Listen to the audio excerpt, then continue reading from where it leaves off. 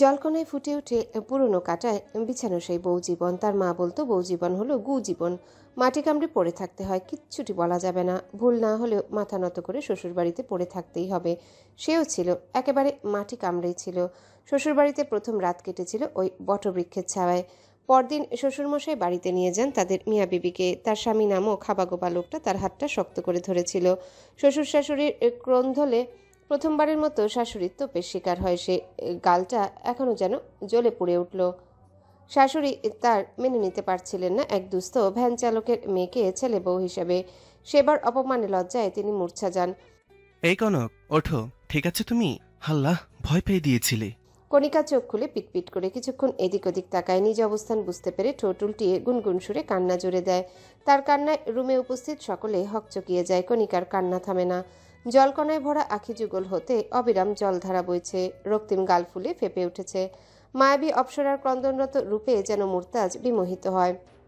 কাঁদলেও বুঝি কাউকে এত ভালো দেখতে লাগে। কণিকা স্বল্প পরিসরে জানা স্বামী নামক লোকটার পা জড়িয়ে বসে কাঁদতে কাঁদতে বলে, তোর পায়ে পড়ি, মোর বাড়ি থুয়ে আয়, বাপজানের কাছে দিয়ে আয় না, মোর বুক ফাইটা যাইতেছে। তোর মায়ের তো রাখবই না, আমিও থাকুম নয়। উপস্থিত সকলের চোখে মুখে বিস্ময় ফেটে পড়ছে। নতুন বউ স্বামীকে তুই তুকারি করছে, এটা সভ্য ঘরের মেয়ের পক্ষে নিশ্চয়ই সম্ভব না। মুরতাজ কণিকাকে পা ছাড়তে বলে। কণিকা বেগম ছাড়ে না। করুণ সুরে অনুনয় করে তাকে রেখে আসার জন্য। সে থাকবে না, মরে যাবে দম আটকে। তার ভাই দুটো কাঁদছে তার জন্যে। তার এই করুণ সুরের হৃদয় বিদারক আহাজারি রুমে উপস্থিত ননদ যা কারোরই হৃদয় ছুঁতে পারল না মুরতাজ ব্যতীত। মুরতাজ অনেক কষ্টে কণিকাকে ছাড়িয়ে বিছানায় বসিয়ে শান্ত গলায় বলে, কনক, শান্ত হও। আচ্ছা, নিয়ে যাব। তোমার বাবার কাছে ফোন আছে? নাম্বার দাও, কথা বলিয়ে দিচ্ছি। কণিকা আধারে ডুবে যেন আলোকচ্ছটার খোঁজ পান। চোখ মুখ মুছে নেয়। চোখের কাজল লেপটে গেল। লিপস্টিক অধর কিনারার আশেপাশে লেপটে। সে ভঙ্গুর অথচ আগ্রহী গলায় আঁচলের গিট খুলে একটা ছোট্ট কাগজের টুকরো বের করে মুরতাজের হাতে ধরিয়ে দেয়। মুরতাজ হাতে নিয়ে বলে, তোমার বাবার নম্বর এটা? না, পাশের বাড়ির হিন্দু কৃষ্ণ কাকার নাম্বার, মা গাইতে বাইন্ধা দিল। তুই শিগগির কল লাগা না। কণিকার ছটফটে গলা, তার উদ্গ্রীব স্বভাব বলে দিচ্ছে বাবা মায়ের জন্য মেয়েটা কতটা তরপাচ্ছে। মুরতাজ চিরকুটের নম্বর ছোট বাটন ফোনে তুলে নিয়ে বলে, কনক, আমি ফোন দিচ্ছি, তুমি ফ্রেশ হয়ে নাও, শাড়িটাও চেঞ্জ করে নিও, ঠিক আছে? কণিকা বেগম ফ্যাল ফ্যাল করে তাকিয়ে থাকে শুধু। মুরতাজ বড় বোন মমতাজের দিকে তাকিয়ে বলে, আপা, তুই একটু সাহায্য কর, বেচারি নতুন পরিবেশে কিছুই বুঝতে পারছে না। বুঝবে কিভাবে? বাপের জন্মে দেখেছে নাকি এমন পরিবেশ?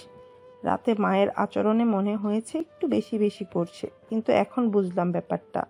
তুই কোন ডোবা থেকে তুলে এনেছিস একে? কথাবার্তার কি শ্রী! তুই তুকারি করছে যেন বেদের বদর থেকে উঠে এসেছে। শোন, বুঝতে পারছি এই রূপ দেখে পাগল হয়েছিস, পরে প্রস্তাবি। মুরতাজের বলতে দেরি, মমতাজের জবাব দিতে দেরি হয় না। মুরতাজ কণিকার দিকে তাকায়। নত মুখশ্রী জুড়ে হানা দেয় মেঘ হতে বর্ষণ বইছে আবারও। তিনি বোনকে জবাবে বলেন, আপা, তুই তো চুপই থাক, আমার ব্যাপারে ভুলেও একটা কথা বলবি না। ভাবি, একটু হেল্প করবে? না করলে সরাসরি নাকচ করতে পারো, কিন্তু প্লিজ, অপমানজনক কথা আমি হজম করতে পারবো না। পারভিন মুচকি এসে মুরতাজকে আশ্বস্ত করে কণিকাকে নিয়ে যায় ফ্রেশ করাতে। ফ্রেশ হয়ে এসে কণিকা বেগম বাবা মা ভাইয়ের সঙ্গে কথা বলে। কথা বললে ভুল হবে, কেঁদে বুক ভাসিয়ে দিচ্ছে। মুরতাজ পাশেই দাঁড়িয়ে শুনছে। মেয়েটা এখানে এসে যা যা হয়েছে সবটা খুলে বলে তাদের আঞ্চলিক ভাষায়। তাকে রাতে ঘরে তোলেনি, শাশুড়ি থাপ্পড় মেরেছে, সবই বলল। ফোনের ওপাশের ব্যক্তি যেন দুনিয়ার সবচেয়ে হতভাগা মানবী। তিনি মুখে আঁচল গুজে ফ্যাসফ্যাসে গলায় বলে, মারে মুখ বুইজা থাক, দেহিস উপরওয়ালা একদিন মুখ ফিরাই চাইব। মাইয়া গোরে জনম সহ্য হরবার জন্যে দোয়া হরা সারা মুরা আর কিচ্ছু পারতাম নয়। বলেই ফোন কেটে দিয়েছে। কণিকা আম্মা আম্মা বলে ডাকে অনবরত, কিন্তু চেনা পরিচিত আওয়াজ আর ভেসে আসে না। সে কান থেকে ফোন নামিয়ে মুরতাজের দিকে তাকায়। তার ভরা চোখ দেখে মুরতাজের বড়ই মায়া হয়। মাথায় হাত বুলিয়ে বলে, আমি সবসময় তোমার সঙ্গে আছি, থাকবো ছায়ের মতো। আম্মা এমনটা কইল কেন? কণিকা বেগম মুরতাজের কোমর জড়িয়ে অশ্রু বিসর্জন দেয় অনর্গল। ফজরের আজান ভেসে আসতেই কণিকা বেগম কেঁপে কেঁপে উঠে, গা শিওরে ঝাঁকি দিয়ে উঠে। ঢোক গিলতে অনুভব করে সে বিছানায় শুয়ে আছে। ঘন ঘন শ্বাস টেনে তিনি উঠে বসেন। গ্লাসে পানি ঢেলে ঢকঢক করে গিলে অন্ধকারে সোফায় বসে থাকে কিছুক্ষণ। তারপর অজু করে এসে রবের কাছে মাথা নুইয়ে দেয়। ঘুমে আচ্ছন্ন শশী একদিকে কাত হয়ে গালে 2 হাত রেখে বাচ্চাদের মতো কুকড়ে শুয়ে আছে। মাঝে মাঝে মৃদু নড়ছে। ওই হালকা গোলাপি ওষ্ঠাধর বিড়বিড় করছে ক্ষণে ক্ষণে, তবে তার আওয়াজ ভেসে আসে না। গালে ছোট ছোট চুল ছড়িয়ে আছে। একটা লোমশ হাত অতি যত্ন সহকারে এলোমেলো চুলগুলো কানের পিঠে গুজে দেয়। ঠান্ডা হাতের শীতল পরশে শশী নড়ে চড়ে উঠে আবারও বিড়বিড় করে কিছু বলে। কানন ঠান্ডা হাতে ওষ্ঠাধর ছুঁয়ে দেয় বারংবার। এগিয়ে এসে বালিশ দখলে নিল। শের সাহেব তার চাঁদের অতি সন্নিকটে নাকে নাক ছুঁয়ে দেয়। একে অপরের উষ্ণ শ্বাসে মেখে যায়। শের সাহেবের ঘরে দিনরাত চা উকি দেয়, চাইলে ছুঁই দেওয়া যায়। শশী নড়ে চড়ে ওঠে। মুখ বিকৃত করে ওপাশ ফিরবে কারণ আটকে নেয় বাহু ধরে। অধরে অধর ছুঁয়ে পরপর চুমু বসিয়ে চোখ বুজে ঘুমের ভান ধরে জড়িয়ে রাখলো। শশীর ঘুম ছুটে যায়। পিটপিট করে চোখ খুলে গাল মুখ চুলকায়। হামি তুলে শান্ত চোখে চায়। কেঁপে কেঁপে ওঠা ওই বন্ধ চোখের পাতা অতি নিকটে। তার ওষ্ঠাধর ছড়িয়ে পড়ে। গলা জড়িয়ে কাঁধে মুখ গুজে ঘুম জড়ানো গলায় বলে, শের, তুমি ভদ্রবেশে ঘুরে বেড়ানো ভণ্ডপীর, কবে না আমার হাতে কেলানি খাও? কারণ চোখ খুলে ফিসফিসিয়ে বলে, তুমি ভালোবেসে কেলানি কেন? করলা জুস দিলেও মুখ বিকৃত করে খেয়ে নেব, পরে বমি করে তোমার গায়ে ভাসিয়ে দেব। শশী মুখোমুখি হয়। শান্ত ঘুম জড়ানো গলায় হেসে বলে, আমি ভালোবাসতে জানি না, আমি খুব করে শাসন করতে পারি। গোসল শেষে ভেজা টাওয়াল বিছানায় রাখবে তো এক খাবে এক ঝাড়ি। তরকারিতে লবণ কম হয়েছে বলবে, কিচেন তোমার দখলে, নিজে রান্না করে খাও। তুমি ভালোবেসে ফুল শাড়ি গিফট আনবে, আমি অহেতুক খরচা বলে চিলাচিলি করব। আলগা আল্লাহ দেখাতে আসবে তো তোমার একদিন কি আমার 10 দিন। মাস শেষে তোমার মাইনে আমার হাতে দিবে, খুশি খুশি সংসার করব। বলেই শশী নিজেকে ছাড়িয়ে উঠে বসে। কানন হ্যাঁচকা টেনে শশীকে আবারও বন্দিনী বানিয়ে নেয়। সন্তর্পণে এক হাত কামিজ ভেদ করে। ওষ্ঠাধরের মিলন হতে সময় নেয় না। সোহাগের পর্ব শেষে কানন গালে গাল ঘষে বলে, শশীবাবু শুধু চাকরিটা হোক, তোমার হৃদয় মাথায় লুকিয়ে ফেলবো। বাপের বাড়ি যাওয়া ক্যান্সেল, সে যতই শাশুড়ি আম্মা কেঁদে বুক ভাসাক। জমজমাট সকালে বউ শাশুড়ি ব্যস্ত সময় পার করছে। দুজনের রান্নাঘর একেবারে কোমরে আঁচল গুজে রান্না করছে। দুজনের মাঝে এক অদৃশ্য প্রতিযোগিতা দেখতে পাওয়া গেল। যেন কণিকা বেগম নিত্যদিনের মতো পরোটা বেলছে আর ভেজে নিচ্ছে। শশী একটু ভিন্ন কিছু ট্রাই করছে। রোজ রোজ সকালের নাস্তায় পরোটা খেতে খেতে তার মুখটা তেতো হয়ে গেছে। তাই শাশুড়িকে বলেছিল সে ছোলা বুটের খিচুড়ি পাকাবে, ছোলাও ভিজিয়ে রেখেছে। শাশুড়ি জানান বাবা ছেলের কেউই ছোলা বুটের খিচুড়ি খাবে না, ওটা অমনি পড়ে থাকবে, নতুন করে রান্না চড়াতে হবে। শশী তো শশী, সে যখন রাঁধবে বলেছে রাঁধবে, কেউ খেলে খাবে নাইলে না। সে কড়াইয়ে তেলে পেঁয়াজ কুচি মশলা পাতি ছেড়ে ছোলা ভেজে নেয়। তারপর চাল ডাল ঢেলে আরো কিছু সময় ভেজে পরিমাণ মতো পানি দিয়ে ঢেকে শাশুড়ির দিকে তাকায়। আমা, আজকে সবাই এই ছোলার খিচুড়ি চেটে পুটে খাবে। কণিকা বেগম আর চোখে ছেলের বউয়ের উচ্ছ্বাস দেখে হাসেন। পরোটা উল্টিয়ে বলে, এতটা কনফিডেন্স শেষে ভারী না হয়ে যায় শশী বউ? শশীর ছোট ছোট চোখে শাশুড়ির দিকে তাকায়। কনফিডেন্ট লেভেল নিচে নামে। তবুও ঠাট বজায় রেখে আচারের বইও মেনে বলে, এই দুটোর কম্বিনেশনে আপনার পরোটা কেঁদে কুলকি নাড়া পাবে না? আচ্ছা, দেখা যাক। না। শশী এবার একটু বিচলিত হয়। শাশুড়ি মা এতটা আত্মবিশ্বাসের সাথে কি করে আছে? শশী নিজ দল নিরাপদ রাখতে ফ্রিজে তল্লাশি করে। মুরগির মাংস কষিয়ে নিবে কি? ভাবা সারা, কাজ করাও সারা। শশী মুরগির মাংস বের করে কষানোর ব্যবস্থা করে। কণিকা বেগম পরোটা বানানো শেষে অমলেট বানিয়ে বুটের ডাল রেঁধে ডাইনিং টেবিলে সাজিয়ে রাখতে চায় সবাকে। শশী ব্যস্ত নিজ মাংস নিয়ে। হচ্ছে না কেন? ধীরে ধীরে সবাই ডাইনিং টেবিলে উপস্থিত হয়। মুর্তাজালি ছেলেকে ধমকে ধামকে নিজে টেনে এনেছে। কানন গোমরা মুখে বসে ভাঙা পাখানা ছড়িয়ে গালে হাত রেখে বসে। উকি ঝুঁকি দিয়ে শশীকে খুঁজে বেড়ায়, খুঁজতে হয় না। শশী নিজে একটা বোল হাতে ড্রয়িং রুমে উপস্থিত হয়। টেবিল আজ খাবারে ভর্তি। মুর্তাজালি স্ত্রীর পানে চেয়ে হাস্যোজ্জ্বল মুখে বলে, আজ এত আয়োজন? কণিকা বেগম গম্ভীর মুখে সবার প্লেটে খিচুড়ি দেয়। শশীর মুখটা একটু ছোটই হলো। ভেবেছিল নিজ হাতে পেতে বেড়ে দিবে। সে চুপচাপ কাননের পাশের চেয়ারে বসে। কানন শশীর দিকে এক পল তাকিয়ে মায়ের দিকে তাকায়। কিছু বলবে তার আগে কুঞ্জ প্লেট সরিয়ে দিয়ে নাক সিটকায়। মুখ বিকৃত করে বলে, আমি খাবো না, এটা সরাও, দেখতে কেমন তেতো তেতো লাগছে। আমিও খাবো না এটা, পরোটা দাও আম্মু।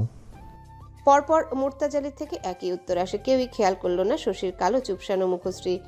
কণিকা বেগম কাউকে পরোটা দেন না, বরং প্লেটে মাংস আচার দিয়ে বলে, শশী বউ রেঁধেছে শখ করে, খেয়েই দেখো না সবাই।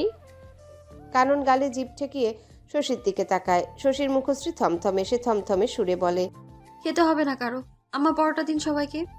কণিকা বেগম মুচকি হেসে বলে, আরে শশী বউ, রেগে কেন যাচ্ছ? আমি শুরুতেই বলেছিলাম, কিন্তু তুমি জেদ দেখিয়ে করলে। আচ্ছা, কোনো ব্যাপার না, সবাই খাবে। কুঞ্জু, কানন নাও, শুরু করো। কানন মাথা নেড়ে সম্মতি জানিয়ে খাওয়া শুরু করে। কুঞ্জ গোমরা মুখে মুখে পুড়ে মুর্তাজালি তো মুখে দিয়ে প্রশংসার ঝুলি খুলে দেয়। তবে শশীর মুখশ্রী এখনো কালো। কানন লক্ষ্য করে ব্যাপারটা, মুচকি হেসে বলে, শশীবউ অনেক সুস্বাদু হয়েছে।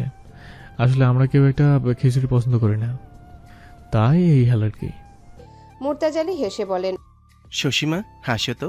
আসলে তোমার শাশুড়ি আম্মার হাতের খিচুড়ি আমাদের মুখে রুচি না, কিন্তু তোমার খিচুড়ির হাত অসাধারণ।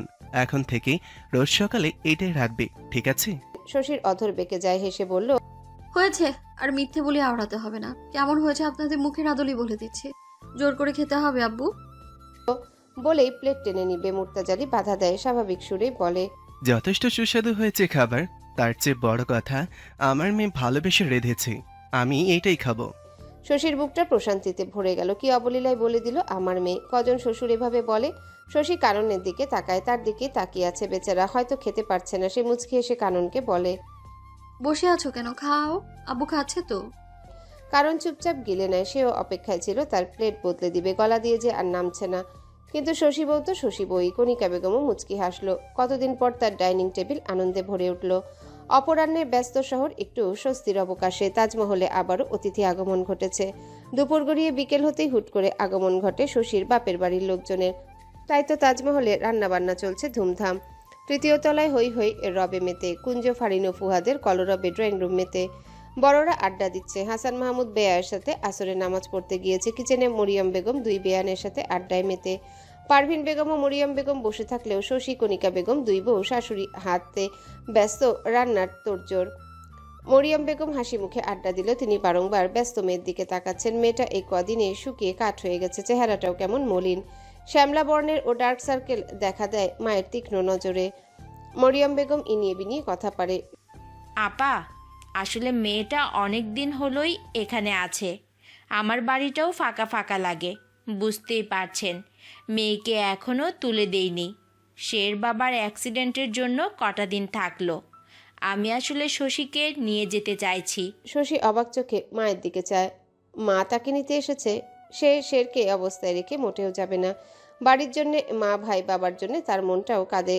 তাই বলে নিজ দায়িত্বে ফেলে চলে যাওয়া ঠিক দেখায় না। এখন শের সাহেবের তার দরকার শারীরিক মানসিক দুইভাবেই। কণিকা বেগমও একটু না হয় ঢের অবাক হয়। দুয়ে দুয়ে চার মিলিয়ে ধাঁধার সমাধান পেয়েও যায়। বউ পাগল ছেলে তার শশী বউকে পাঠিয়ে দাও বলে কেন? তিনি হাসি মুখে মরিয়ম বেগমের দিকে তাকায়। আপনার মেয়ে আপনি নিয়ে যাবেন, আমরা বাধা দেওয়ার কে? এখনো তুলে আনিনি তো, তাই সেই জোর করে রেখে দিতে পারি না। পারি না মানে? আলবাত পারি বেয়ান সাহেবা। মেয়ে আপনাদের ছিল, এখন শশীমা আমাদের ঘরের আলো। আমি তাকে যেতে দিচ্ছি না। যেভাবেই হোক ঘরের মেয়ে ঘরেই এসেছে। ছেলেটা ঠিক হোক, তারপর না হয় পাঠিয়ে দেব। থেকে আসবে কয়টা দিন, সাথে রিসেপশনের ডেটটাও ঠিকঠাক করতে হবে, ভালো একটা দিনক্ষণ দেখে। মুর্তাজালির গলার আওয়াজে সবাই ঘাড় ঘুরিয়ে তাকায়। মুর্তাজালির গলার আওয়াজে সবাই ঘাড় ঘুরিয়ে তাকায়। মুর্তাজালি একানন, সাথে হাসান মাহমুদও আছেন। দুজনাই এগিয়ে আসে কিচেনের পাশটায়। মরিয়ম বেগম মৃদু কেশে জবাবে বলেন, এটা কিন্তু ঠিক নয় বেয়াই সাহেব। বাড়িটা আমার খা খা করে। তাছাড়া শশীর ভার্সিটিও মিস যাচ্ছে, পড়াশোনায় বিঘ্ন ঘটে। মুর্তাজালি স্বাভাবিকভাবেই বলল, বেন, আপনার বাড়ি খাখা তো করবি। বিআই সাহেবকে বলে আরো একটা সতীন আনার ব্যবস্থা করুন না হয়। 2 সতীনে ঝগড়া করবেন, বাড়িটা হই হই রই রইবে মেতে থাকবে। হাসান ভাই, আইডিয়াটা কিন্তু মন্দ না। সবার মুখে চাপা হাসি। গম্ভীর কণিকা বেগমের মুখেও হাসির রেখা দেখা দিল কি? মরিয়ম বেগম একটু লজ্জাও পায়। হাসান মাহমুদ স্বভাবসুলভ হেসে প্রতি উত্তরে বলল, এটাকে সামলাতেই হিমশিম খাচ্ছ, আরেকটা আনার কথা বলছো? তুমি আনো আরেকটা। বেয়ান আমাদের শান্ত স্বভাবের, ঝগড়াটাও করবে না। মুর্তাজালি হেসে মাথা চুলকে অপ্রস্তুত ভঙ্গিতে হাসে। শশী তীক্ষ্ণ দৃষ্টিতে তাকায় শ্বশুরের দিকে। শের সাহেব বাবার স্বভাব পেয়েছে তাহলে? মুর্তাজালি হাসতে হাসতেই বলে, শান্ত, যখন ঝড় উঠবে তার তাণ্ডবে সব ছাটখাট। ভাই, আমি তো এখনো একজনতেই হারাই। বলে আর চোখে কণিকা বেগমের দিকে তাকায়। মুখায়ব বরাবরের মতোই স্বাভাবিক। একটু লাজে রাঙা হলে কি খুব ক্ষতি হতো?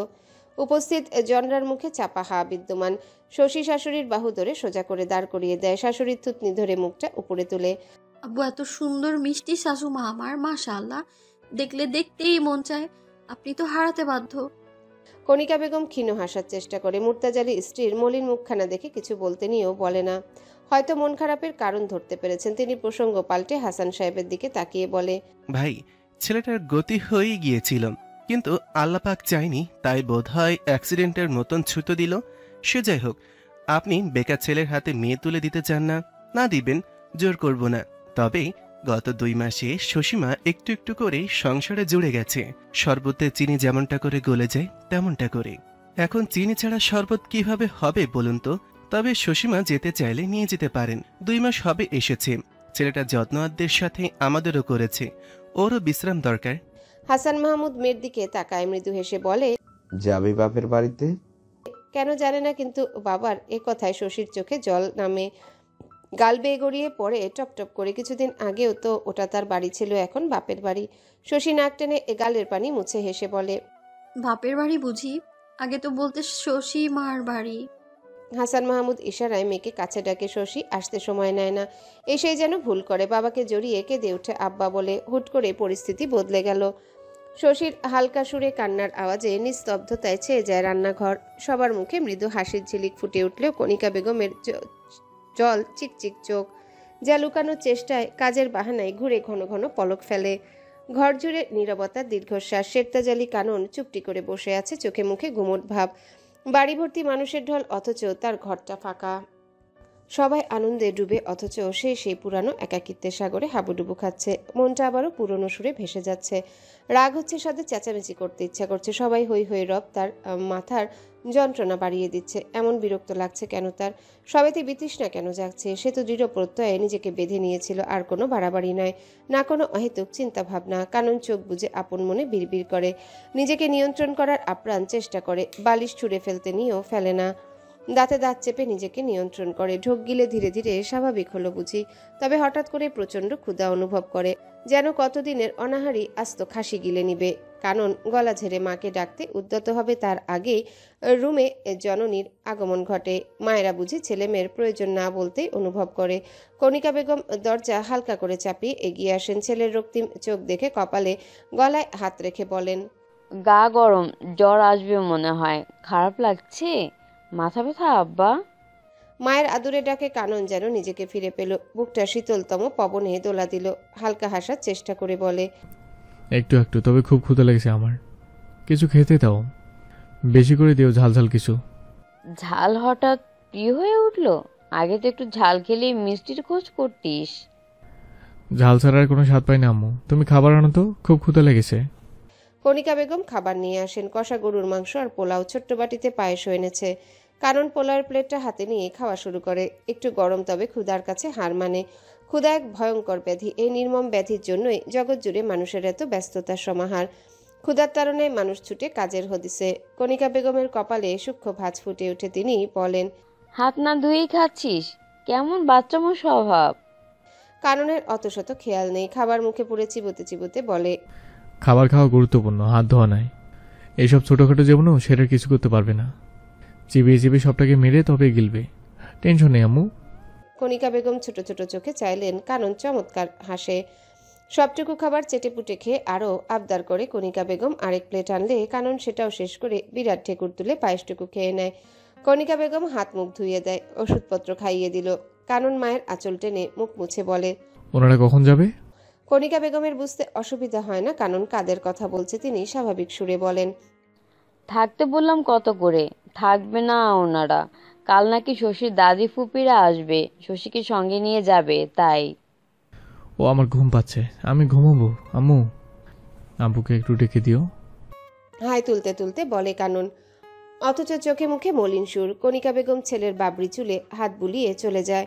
একটু পরেই ঘরে শশীর আগমন। কানন চুপচাপ পলকহীন তাকিয়ে থাকে তার দিকে, কিছুই বলে না।